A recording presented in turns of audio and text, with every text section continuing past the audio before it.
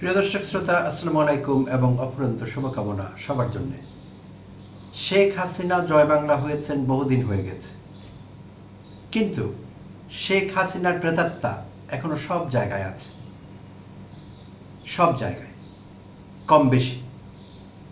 তো শেখ হাসিনার পুরো আওয়ামী আমলটায় আমরা দেখেছি সারা বাংলাদেশে আঞ্চলিকভাবে নানা রকম ভয় ভীতি প্রদর্শনের চেষ্টা, নানা রকম অনিয়ম অরাজকতা এবং সব কিছুর মধ্যে শিক্ষা প্রতিষ্ঠানগুলো ঘিরেও নানা রকম অপতৎপরতা। যখনই দেখা গিয়েছে নেতৃস্থানীয় কেউ, আওয়ামী লীগের কোনো উচ্চ পর্যায়ের নেতা কিংবা মন্ত্রী উপমন্ত্রী প্রতিমন্ত্রী এমন কেউ স্থানীয় এলাকা পরিদর্শনে গিয়েছেন, সেখানে এলাকার পাতি নেতারা সেই উচ্চ পর্যায়ের সরকারি লোককে কিংবা নেতাকে সংবর্ধনা দেওয়ার নাম করে, শুভেচ্ছা জানাবার নাম করে যত রকমের চাটুকারিতা, মোসাহেবি, তোষামত যা কিছু আছে করবার সব কিছুই তারা করেছেন। এবং সেই সব করতে গিয়ে দেখা গিয়েছে শিক্ষা প্রতিষ্ঠান চলমান, কার্যক্রম চলছে, সেখানে স্কুল কলেজের মাঠে তারা অনুষ্ঠান করছেন। প্রতিষ্ঠানের প্রধানের কাছ থেকে অনুমতি নেননি, ধারও ধারেননি, অনুমতি নেবার প্রশ্নই ওঠে না, কারণ তারা আঞ্চলিক নেতা, নিজ অঞ্চলে প্রভাব বিস্তার করেন, তারা যা বলেন সেটি সেখানে আইন। তো অসংখ্যবার হয়েছে, আপনারা যারা নিয়মিত খোঁজখবর রাখেন, সংবাদপত্র পড়েন বা গণমাধ্যমের খোঁজখবর রাখেন, তারা জানেন অসংখ্যবার এরকমটি ঘটেছে, পত্রিকায় এসেছে যে শিক্ষা কার্যক্রম চলতে দেয়া হয়নি, অসংখ্য মাইক্রোফোন লাগিয়ে রাজনৈতিক সভা হয়েছে। তো শুধু তাই না, সেই উচ্চ পর্যায়ের লোকটি, রাজনৈতিক কিংবা অরাজনৈতিক, সেই লোকটি যখন নির্দিষ্ট এলাকায় যেতেন, তখন স্থানীয় শিক্ষা প্রতিষ্ঠানের স্কুল কলেজ মাদ্রাসা শিক্ষার্থীদের বাধ্য করা হতো রাস্তার দুপাশে দাঁড়িয়ে ফুল নিয়ে দাঁড়িয়ে থাকবার জন্য কিংবা সংবর্ধনা জানাবার জন্যে সেই উচ্চ পর্যায়ের লোকটিকে। অসংখ্যবার এটি ঘটেছে। বৃষ্টি, ঝড়, রোদ, কাদা, পানি উপেক্ষা করে সেই শিক্ষার্থীদের রাস্তার পাশে দাঁড় করিয়ে রাখা হয়েছে, কখনো ঘন্টার পর ঘন্টা, কারণ ট্রাফিক জ্যামে পড়ে বা অন্য কোনো কারণে সেই কর্মকর্তা বা রাজনৈতিক উচ্চপদস্থ ব্যক্তি এলাকায় যেতে দেরি হয়েছে। যত ঘন্টা দেরি হয়েছে তত ঘন্টা রাস্তার পাশে এই শিক্ষার্থীরা দাঁড়িয়েছিলেন। এবং অনেক সময় দেখা গিয়েছে, এগুলো পত্রিকার খবর, দাঁড়িয়ে থেকে অনেক শিক্ষার্থী অসুস্থ হয়ে পড়েছেন, তাদের মেডিকেল ট্রিটমেন্টের দরকার হয়েছে, এরকম ঘটনাও ঘটেছে। তো আমরা ভেবেছিলাম যে সেগুলোর বোধহয় অবসান হয়েছে, কিন্তু না, সেগুলো আবার ফিরে এসেছে, ফিরে আসছে। প্রিয় দর্শক শ্রোতা, এটি গতকালকের ঘটনা। গতকাল বৃহস্পতিবার 2রা এপ্রিল আমাদের সংসদের ডেপুটি স্পিকার জনাব কায়সার কামাল, ব্যারিস্টার কায়সার কামাল, যিনি কিনা একই সঙ্গে নেত্রকোনা এক আসন, যেটি কমলকান্দা এবং দুর্গাপুর, নেত্রকোনা এক, এই আসন থেকে নির্বাচিত সংসদ সদস্য, একজন ব্যারিস্টার এবং বর্তমানে আমাদের সংসদের ডেপুটি স্পিকার। তো কায়সার কামাল সাহেব যাচ্ছিলেন তার নিজ এলাকায়, নেত্রকোনা জেলায়। সেখানে তিনি একটি স্বেচ্ছাশ্রমে নির্মিত একটি বাঁধ পরিদর্শনে যাচ্ছিলেন। আর সেই বাঁধটি যে এলাকা অবস্থিত, সেই এলাকাটির নাম হলো কমলকান্দা উপজেলা বড়খাপন ইউনিয়ন পরিষদ। বড়খাপন ইউনিয়ন পরিষদের গুড়াডোবা হাওর এলাকায় স্বেচ্ছাশ্রম দিয়ে এলাকাবাসী একটি বাঁধ নির্মাণ করছিলেন, সেইটি পরিদর্শনে গিয়েছিলেন ডেপুটি স্পিকার, যাচ্ছিলেন। তো যাত্রাপথে মাঝখানে উদয়পুর বাজার নামে একটি জায়গা আছে, সেই উদয়পুর বাজার এলাকায় উদয়পুর মিতালী উচ্চ বিদ্যালয়। তো তিনি যখন সেই উচ্চ বিদ্যালয়ের কাছাকাছি পৌঁছলেন তার গাড়ি বহর, তখন তিনি কৌতূহলবশত গাড়ি দাঁড় করালেন রাস্তায়। দাঁড় করিয়ে অসংখ্য শিক্ষার্থীদের দেখতে পেলেন রাস্তার দুই পাশে দাঁড়িয়ে আছে। তো তিনি তাদের জিজ্ঞেস করে জানতে পারলেন যে তারা তাকে সংবর্ধনা দেবার জন্যে, তাকে শুভেচ্ছা জানাবার জন্যে কিংবা অভ্যর্থনা জানাবার জন্যে সেখানে দাঁড়িয়ে আছেন দীর্ঘ সময় ধরে। তো তিনি খুব বিরক্ত হয়ে প্রধান শিক্ষকের সঙ্গে কথা বলেন এবং প্রধান শিক্ষকের কাছে কৈফিয়ত তলব করেন, জানতে চান কেন এই শিক্ষার্থীদের রাস্তায় দাঁড় করিয়ে রাখা হয়েছে। তো সম্ভবত সন্তোষজনক উত্তর আসেনি, বা যে উত্তর এসেছে তাতে ডেপুটি স্পিকার জনাব কায়সার কামাল সন্তুষ্ট হতে পারেননি। তাই তিনি কমলকান্দা উপজেলার ইউএনও সাহেবকে দায়িত্ব দেন সেই উদয়পুর মিতালী উচ্চ বিদ্যালয়ের প্রধান শিক্ষকের বিরুদ্ধে ব্যবস্থা নেবার জন্য। তো আমরা শেখ হাসিনা আমলেও দেখেছি এরকম ঘটনা পত্রিকায় বেশি করে যখন আসতো, কয়েকবার এসেছে, তখন সেই উচ্চপদস্থ লোকেরাও বলেছেন আমরা বলিনি, তারা নিজে থেকে করেছে, ইত্যাদি ইত্যাদি।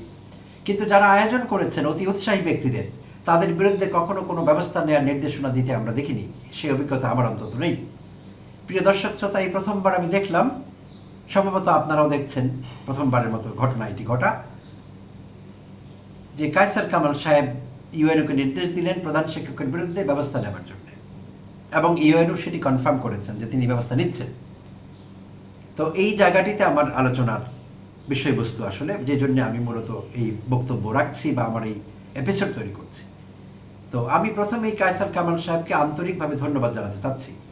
তিনি ধন্যবাদ পাওয়ার মতো একটি কাজ আসলে করেছেন। তো তার খুশি হবার কথা ছিল। তিনি যদি তোষামোদে খুব আপ্লুত হতেন তাহলে খুশিই হতেন এবং বিষয়টি ইগনোর করতেন। হয়তো সাংবাদিকরা উপস্থিত আছেন তাই বলে দিতেন, বাচ্চাদের কষ্ট করে দাঁড় না করালেও হতো। বাট তিনি সেটি করেননি। তিনি সত্যিকার অর্থে বিরক্ত হয়েছেন এবং তিনি ব্যবস্থা নেবার কথা বলেছেন। তো এখন কথা হলো, শুধু তাই না, তিনি শিক্ষার্থীদের উদ্দেশ্যে কিছু ভালো পরামর্শ দিয়েছেন। তিনি শিক্ষার্থীদের উদ্দেশ্যে বক্তব্য রেখেছেন এবং বলেছেন, তোমরা কষ্ট করে এখানে দাঁড়িয়ে আছো, আর কখনো যাতে এটি না হয়, দাঁড়াতে হবে না। আমার যাওয়া আসার পথে আমি যদি কখনো জানি বা অন্যরা আসেন, আমরা স্কুলে তোমাদের সঙ্গে দেখা করব, আমরা তোমাদের কাছে এসে কথা বলবো, তোমাদের আসতে হবে না, রাস্তায় দাঁড়াতে হবে না। এবং তিনি তাদের পড়াশোনায় মনোযোগ দেওয়ার পরামর্শ দিয়েছেন, তাদের মোবাইল ফোন থেকে দূরে থাকতে বলেছেন। এবং তার ছোটোবেলায় কত কষ্টে কেটেছে, গ্রামে কোনো অবকাঠামোগত সুবিধা ছিল না, তার স্কুলে টিনের চালা চুইয়ে বৃষ্টির পানি পড়তো, তিনি অনেক কষ্ট করে লেখাপড়া শিখেছেন, সেগুলো মনে করিয়ে দিয়েছেন। আর পক্ষান্তরে শিক্ষার্থীরা অনেকটাই সুবিধা পাচ্ছেন আজকাল, তাই পড়াশোনায় যাতে তারা মনোযোগ দেন, তিনি সেই আহ্বান তাদের জানিয়েছেন। চমৎকার, এটি শিক্ষিত লোকেরই কাজ, তিনি তাই করেছেন।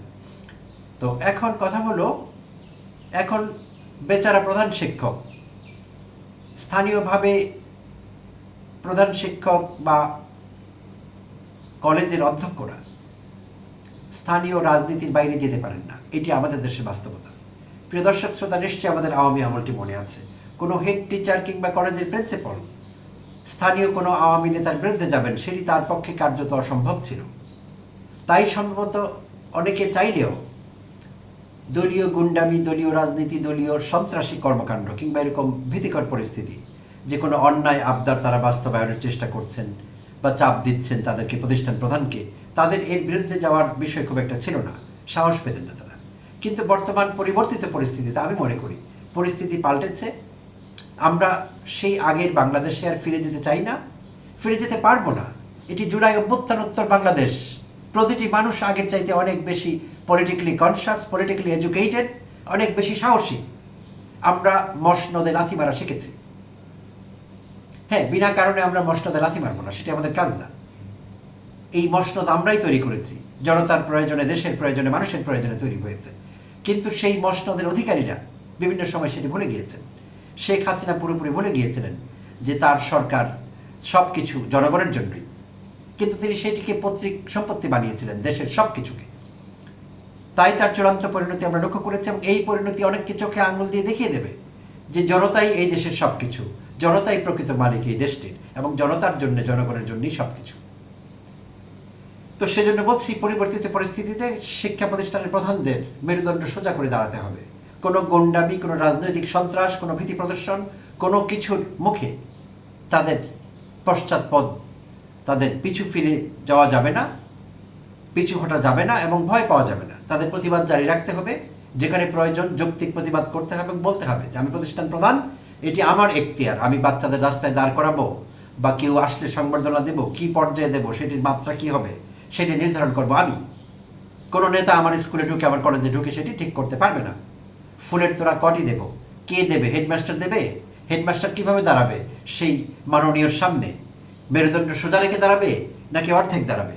নিজের উচ্চতায় দাঁড়াবে নাকি উচ্চতা কিছুটা কমিয়ে দাঁড়াবে, সেই কথা কোনো গুন্ডা বলে দিতে পারবে না। সেটি পরিষ্কার বার্তা তাদেরও দিয়ে দিতে হবে, রাজনৈতিক গুন্ডাদের। পরিষ্কার কথা, রাজনীতির বিরুদ্ধে আমার কিছু বলবার নেই, রাজনীতিবিদদের বিরুদ্ধে আমার কিছু বলবার নেই। বাট যদি সেখানে গুন্ডামি যুক্ত হয়, বলবার আছে অনেক কিছুই। শুধু আমার একার না, লাখো কোটি মানুষ এখন তৈরি সব অনিয়ম, সব সন্ত্রাস, সব ভীতি প্রদর্শন, সব কিছুর বিরুদ্ধে সব রুখে দাঁড়াবার জন্য আমরা তৈরি এখন। তাই যেটি বলছিলাম যে শিক্ষা প্রতিষ্ঠানের প্রধান আগের সংস্কৃতি থেকে বেরিয়ে আসতে পারেননি। তার মনে হয়তো বা ভয় ছিল, কারণ পাতিরা, এলাকায় যে পাতিরা আছেন, পাতিরা তাকে ধরতেন যে আপনি শিক্ষার্থীদের দেননি, আমরা সম্বর্ধনা জানাতে পারিনি আমাদের মাননীয়কে, আপনি কি করেছেন। তার ভয় আছে, সেই ভয় থেকে হয়তো তিনি আগের অবস্থায় জারি রেখেছেন, সেভাবেই গিয়েছেন। কিন্তু এটি আর করবার দরকার নেই। আমি শিক্ষা প্রতিষ্ঠানের প্রধানদের আহ্বান জানাচ্ছি, মেরুদণ্ড সোজা করে দাঁড়াবেন আপনারা, না হলে সম্মান পাবেন না। সম্মান ইতিমধ্যে অনেকের অনেকভাবে গেছে, আমরা দেখেছি। জুলাই অভ্যুত্থান উত্তর সময়ের কথা বলছি। তো আপনারা আপনাদের জায়গায় ঠিক থাকবেন, মেরুদণ্ড ঋজু রাখবেন, সৎ থাকবেন এবং যৌক্তিক প্রতিবাদ করবেন। তাহলে কেউ আপনাদের কিছু করতে পারবে না, কেউ কিছু করতে পারবে না। আমরা আছি আপনাদের সঙ্গে, আপনাদের পাশে। আর কায়সার কামালকে আবারও ধন্যবাদ। আমি মনে করি এই বিষয়ে সরকারি গ্যাজেট নোটিফিকেশন দরকার হয়ে পড়েছে। এই অসভ্যতা, এই বর্বরতা শিক্ষা প্রতিষ্ঠানের শিক্ষার্থীদের রাস্তায় দাঁড় করে রাখা আর আমরা দেখতে চাই না। এটি চূড়ান্তভাবে বন্ধ হওয়া দরকার।